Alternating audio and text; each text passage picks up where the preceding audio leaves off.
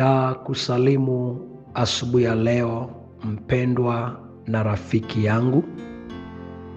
Nikukaribishe kwa ajili ya neno la Mungu, na ujumbe wetu unasema inuka kwa mara nyingine na ujitie nguvu. Inuka kwa mara nyingine na ujitie nguvu. Mambo ya Pili ya Nyakati mlango wa 15 mstari wa 7. Nanyi jipeni nguvu, wala mikono yenu isilegee, kwa maana kazi yenu itakuwa na ijira. Rafiki yangu, kuna wakati mwingine umeshindwa kuendelea na maono yako kwa sababu ya kuishiwa nguvu. Kuna namna ambayo umenyamazishwa. Kuna namna ambaye umelegezwa. Kuna namna ambayo umedhoofishwa, aidha kwa maneno yakakushusha kabisa, huduma yako ikashuka, ndoto zako zikapotea. Maandiko yanasema jipeni nguvu. Kuna wakati mwingine unang'ang'ana kujipa nguvu, wala usikubali kulegea. Hata kama unaona kuna kitu kinataka kukulegeza, nawe ng'ang'ana kujitia nguvu. Hata kama kuna kitu kinakusukuma mbali na mipango yako, ng'ang'ana kurudi kwenye mipango yako. Acha nikuambie asubuhi ya leo mpendwa, unapofika mahali unaanguka kwa jambo fulani, kuanguka si mwisho wa kuendelea na jambo lako. Ni sawa na mtu anasafiri akateleza, akaanguka, atainuka, atajifuta uchafu, ataendelea na safari yake. Nawe nikuambia asubuhi ya leo, pengine kuna waliokusukuma ili uanguke, lakini naomba uinuke tena kwa mara nyingine. Nilipokuwa nasoma habari ya Isaka, baada ya watu kufukia visima walivyochimba wakati wa baba yake, naye alipoanza kuchimba watu wakagombania, aliendelea kujitia nguvu. Hata kama hakukuwa na mtu upande wake, lakini aliendelea kuinuka. Ndio maana maandiko anasema akarudi kuvichimbua vile visima.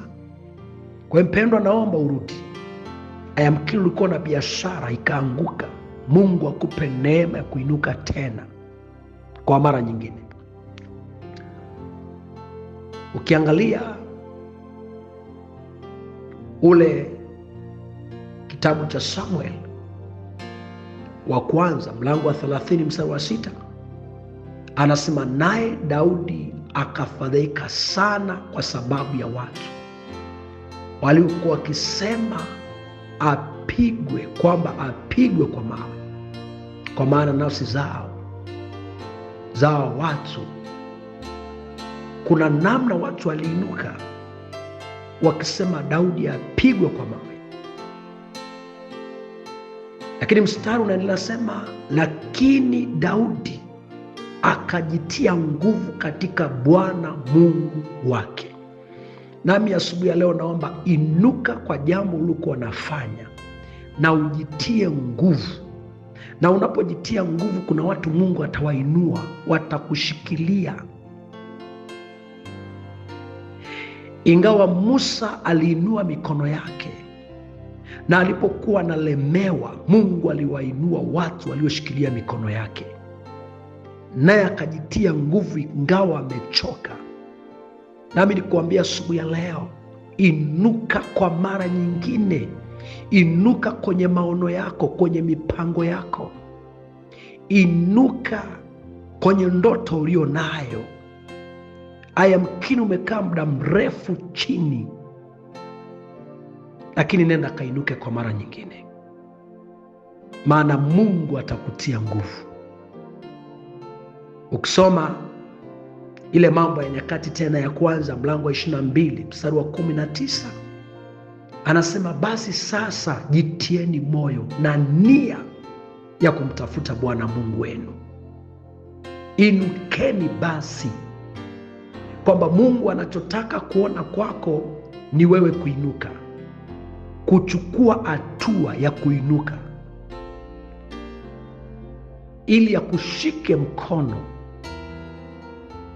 Katika kitabu cha Matendo sura ya 3, wakati yule ndugu aliyekuwa mlemavu tangu kuzaliwa kwenye tumbo la mama yake, wakati Petro na Yohana wakimwambia hatuna fedha wala dhahabu, lakini tulicho nacho ndicho tukupacho, maandiko yanasema wakamshika mkono naye akainuka. Ingawa alikaa miaka mingi, lakini alikuwa na utayari wa kuinuka. Nataka nikuambie mpendwa, asubuhi ya leo, ukiwa na utayari wa kuinuka kwa mara nyingine, Mungu atakuinua. Mungu atakushika mkono. Lakini kama ndani yako huna nia ya kuinuka, hautaweza kuinuka. Lazima ufike mahali waze kama wale wenye ukoma 4